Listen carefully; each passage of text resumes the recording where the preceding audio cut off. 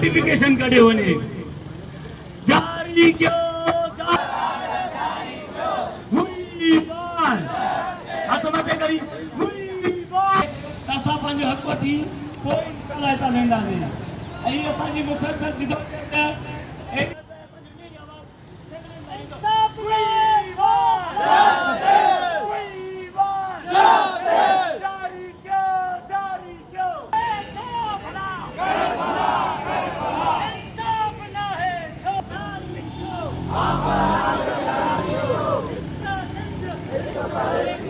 से मिलवाया जाए क्योंकि हम उस वक्त मुसलसल 20 दिन से सरापा एहतजाज थे।